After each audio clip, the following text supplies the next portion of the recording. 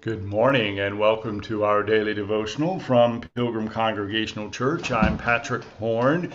Very glad to have you with us on this Monday, October the 14th, 2024, as we continue our look at the book of Job. And now we're going to move ahead several chapters from 23 last week all the way up to 38, chapter 38, which is the chapter in which the Lord responds to Job. So we're going to read verses 1 through 7 and verses 34 through 41. So the first 7 verses and the last 8 verses of chapter 38 of the book of Job.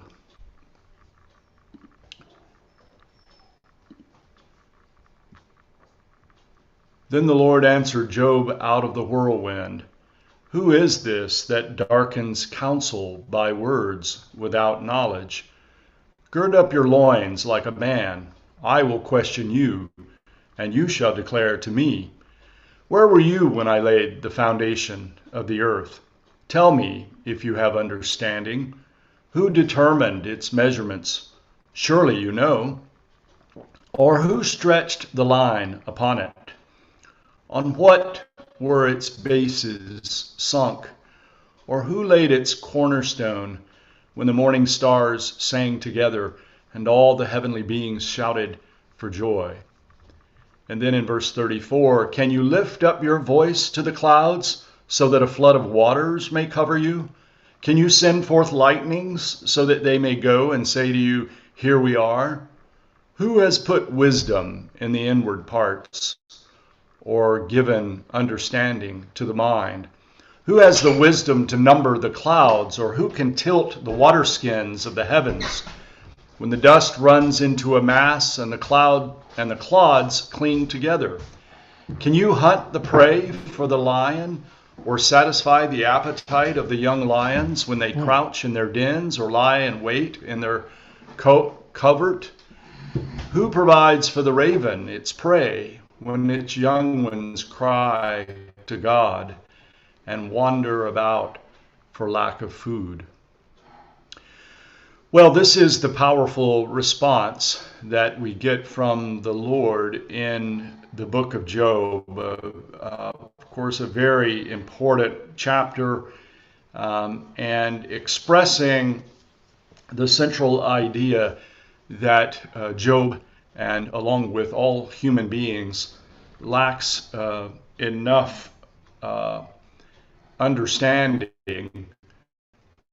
to be able to answer all of these questions, or even to be able to ask God for an accounting. So very central part of the text of Job, in which the Lord confronts Job with questions about the beginning of the world, the beginning of creation, and then the sustaining of creation, and how all of this takes place. It's not a measurement that human beings are capable of making, and a strong reminder to us that we live with mystery. We live with things that human beings cannot understand, and in fact, we are surrounded by these things. We are constantly encountering things that we don't understand. And the proper response, of course, that's being called out for here is one of humility.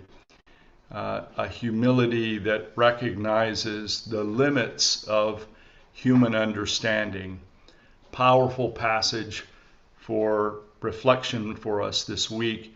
I hope you can join us tomorrow night, Tuesday night, for a Bible study when we will pursue this passage a little more thoroughly, and of course discuss it each day this week for devotional. Let's close with this word of prayer from the prayer book of the early Christians. Out from the night our spirit rises up to you at dawn, our God. For your commandments are a light. Teach us your righteousness, your commandments, and your statutes, O God. Enlighten the eyes of our understanding and prevent us from falling asleep in the death of sin. Dispel all darkness from our hearts. Graciously give to us the Son of righteousness, and by your Holy Spirit preserve our life in safety. Guide our steps in the way of peace. Grant that we may look upon the dawn of this new day